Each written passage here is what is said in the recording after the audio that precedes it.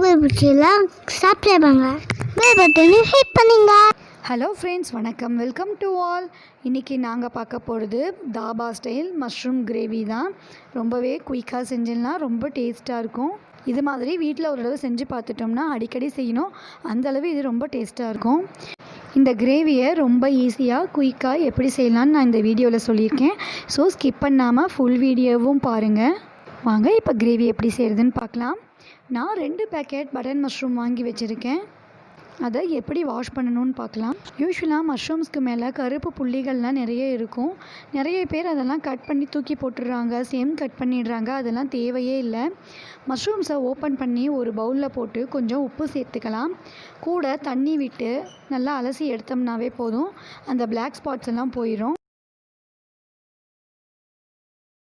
அலசுறப்ப இந்த மாதிரி சாஃப்டாக அலசி எடுத்துக்கணும், இல்லைன்னா மஷ்ரூம்ஸ் எல்லாம் உடஞ்சி போயிடும்.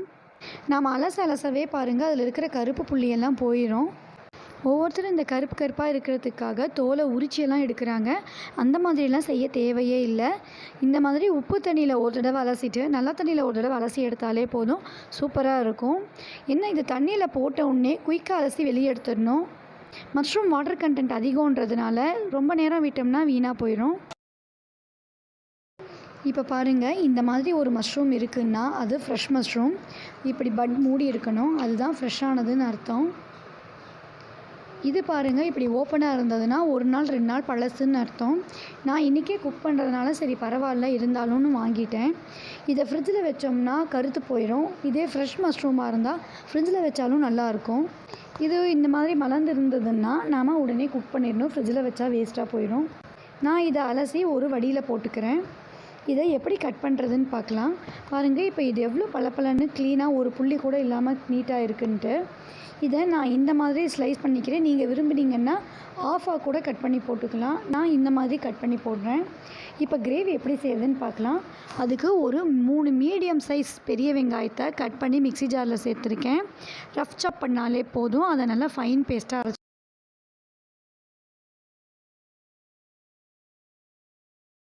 பாருங்கள், இந்த அளவு நல்லா ஃபைனாக அரைச்சிக்கணும். அதை ஒரு பவுல்.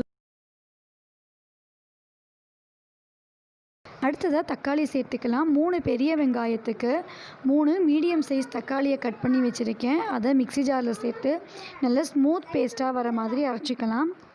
கொஞ்சம் கூட விதையே இருக்கக்கூடாது. உங்களுக்கு அப்படி வரலைன்னா இந்த மாதிரி அரைச்சி நல்லா வடிகட்டி எடுத்துக்கலாம். அதுக்கு பிறகு ஒரு 4 முந்திரி, 3 வரமிளகாய், 1 ஸ்பூன் அளவு கசகசா சேர்த்துக்கிறேன்.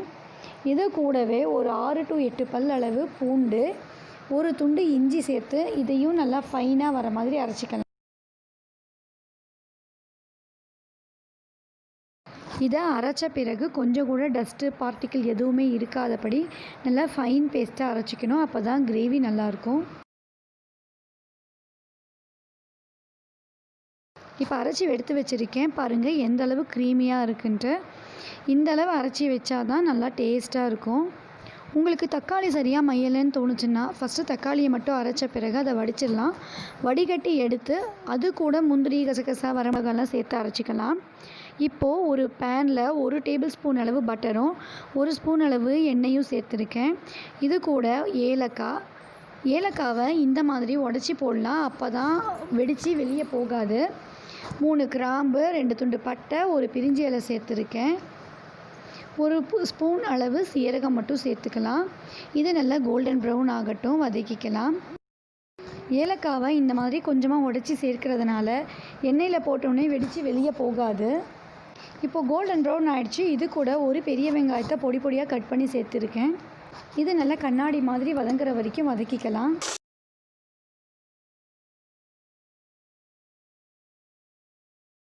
பாருங்கள், இந்த அளவு இது நல்லா வதங்கின பிறகு இது கூட நாம் அரைச்சி எடுத்து வச்சுருக்கிற வெங்காயத்தை சேர்த்துக்கலாம். வெங்காயம் நல்லா வதங்கிடணும், அதோடைய பச்சை வாசனை சுத்தமாக போயிடணும். அந்தளவு நல்லா குக் பண்ணிக்கலாம். அதுக்கு 3 to 5 மினிட்ஸ் ஆகும். அது வரைக்கும் நல்லா குக் பண்ணிக்கலாம். பாருங்கள், இந்த அளவு நல்லா சுருண்டு பச்சை வாசனையெல்லாம் போய் நல்லா வந்திருக்கு. இது கூட நாம் அரைச்சி வச்சுருக்கிற தக்காளி, முந்திரி பேஸ்ட்டை சேர்த்துக்கலாம். இதை சேர்த்து உடனே தண்ணி சேர்க்காமல் ஒரு 2 to 3 நிமிஷம் நல்லா கொதிக்கட்டும், கலந்து விட்டுக்கலாம்.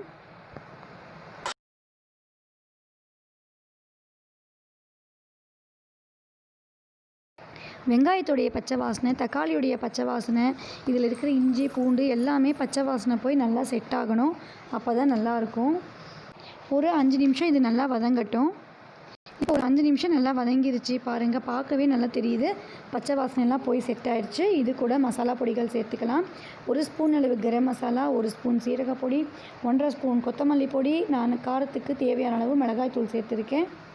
இதையும் இது கூட சேர்த்து ஒரு 2 நிமிஷம் நல்லா வதக்கி விடலாம். இது எல்லாத்தையும் நல்லா மிக்ஸ் பண்ணிவிட்டு உடனே தண்ணி சேர்க்காமல் அடுப்பை மீடியம் ஃப்ளேமில் வச்சு ஒரு 2 நிமிஷம் நல்லா கொதிக்கட்டும். குக்கரை இந்த மாதிரி மூடி வைக்கிறதுனால இது கொதித்து வெளியே தெரிச்சு விழாது. பாருங்கள் குக்கரோட மூடியில் எவ்வளோ தெரிச்சு விழுந்திருக்குன்ட்டு. இப்போது நல்லா கிரேவி செட் ஆகிருக்கு, நல்லா வாசனையெல்லாம் அடங்கிருச்சு. இந்த ஸ்டேஜில் 1 டம்ளர் மட்டும் தண்ணி சேர்த்துக்கிறேன். இது இன்னும் கொஞ்சம் குக்காக வேண்டியிருக்கு.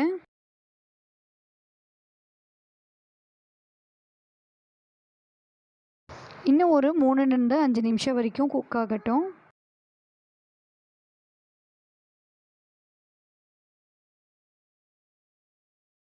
இப்போ 5 நிமிஷம் ஆயிடுச்சு. நல்லா குக் ஆகி எண்ணெய் பிரிய ஆரம்பிச்சிருச்சு பாருங்கள். இந்த ஸ்டேஜில் நாம் கட் பண்ணி வச்சுருக்கிற மஷ்ரூம்ஸை சேர்த்துக்கலாம். நான் மஷ்ரூம்ஸை டைரெக்டாக சேர்த்து ஒரு விசில் விட போகிறேன். நீங்கள் விரும்புனீங்கன்னா ஆயிலில் ஃப்ரை பண்ணி சிம்லையே வச்சு குக் பண்ணி எடுத்துடலாம்.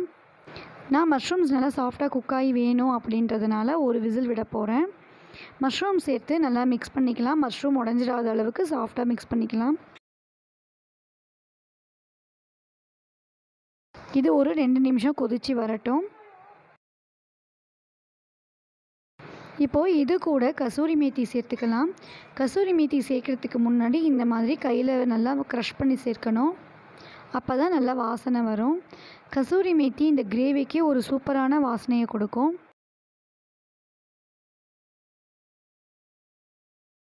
இதை கிரேவியில் சேர்த்து நல்லா மிக்ஸ் பண்ணி விடலாம்.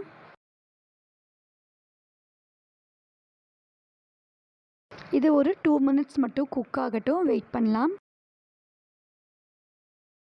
இந்த ஸ்டேஜில் பட்டர் இருந்தால் 1 டேபிள் ஸ்பூன் அளவு பட்டர் சேர்த்துக்கலாம். நான் இன்றைக்கி பட்டர் சேர்க்கலை, பாலில் காய வச்சு அதில் இருக்கிற ஆடையை 1 டேபிள் ஸ்பூன் அளவு மட்டும் எடுத்து சேர்த்துக்கிறேன். இது ஒரு ஃப்ரெஷ் க்ரீம் சேர்க்கிற டேஸ்ட்டு சூப்பராக இருக்கும். பட்டர் சேர்த்தாலும் நல்லாயிருக்கும். இந்தளவு ஆடையில் நான் 1 டேபிள் ஸ்பூன் மட்டும் சேர்த்துக்கிறேன். இந்த ஆடையை சேர்த்து நாம் மிக்ஸ் பண்ணி விடாமல் இதை ஜஸ்ட் அப்படியே ஸ்ப்ரெட் பண்ணி விட்டு மூடி போட்டு வச்சிடலாம். இதை மூடி போட்டு ஒரே ஒரு விசில் மட்டும் விடலாம், போதும்.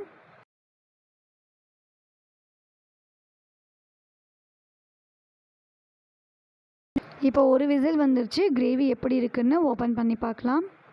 ஒரு விசில் வந்த உடனே இமீடியட்டாக ஓப்பன் பண்ணக்கூடாது. அதனுடைய ப்ரெஷர் அடங்கணும், அது வரைக்கும் வெயிட் பண்ணி ஓப்பன் பண்ணலாம்.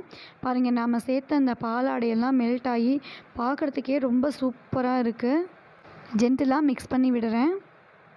அவ்வளோதான், நம்மளுடைய மஷ்ரூம் கிரேவி சூப்பராக தயாராகிடுச்சு.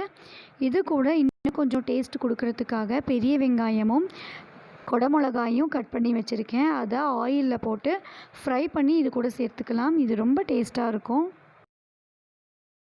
இதை ஓவர் குக் பண்ணிடக்கூடாது. க்ரன்ச்சி டேஸ்ட்டு மாறாதபடி ஸ்லைட்டாக குக் பண்ணி போட்டுடணும். நல்லா பேன் காஞ்ச பிறகு அதில் ஆயில் சேர்த்து, ஆயிலும் நல்லா காஞ்ச பிறகு இதை சேர்த்து வதக்கணும். அப்போ தான் அந்த க்ரன்ச்சினஸ் இருக்கும். இதை கிரேவியில் சேர்த்துக்கலாம். இது சேர்த்த பிறகு கிரேவியை கொதிக்க விடலாம் வேண்டாம். அவ்வளோதான், கிரேவி ஆஃப் பண்ணிவிட்டு தான் இதை சேர்க்கணும். நம்மளுடைய கிரேவி சூப்பராக தயாராகிடுச்சு. கொத்தமல்லி தழை தூவி இறக்கிடலாம். பெரிய வெங்காயம் கொடமிளகா டேஸ்ட்டு பிடிக்காதவங்க இந்த ஸ்டெப்பை ஸ்கிப் பண்ணிக்கலாம். எனக்கு ரொம்ப பிடிக்கும், நான் சேர்த்துருக்கேன். இது எல்லா ப்ராசஸும் முடித்த பிறகு 1 ஸ்பூன் நெய் சேர்த்துட்டாலும் ரொம்ப டேஸ்ட்டாக இருக்கும். இது சப்பாத்தி, பராட்டா, நான், புலாவ்ஸ் எதாவது செஞ்சால் அதுக்கும் சூப்பர் காம்பினேஷனாக இருக்கும். இந்த மெத்தடில் ஒரு மஷ்ரூம் கிரேவி நீங்களும் ட்ரை பண்ணி பாருங்கள். உங்களுக்கு பிடிச்சிருந்ததுன்னா இந்த ரெசிபியை ஃப்ரெண்ட்ஸ் கூட ஷேர் பண்ணிக்கோங்க. Thanks for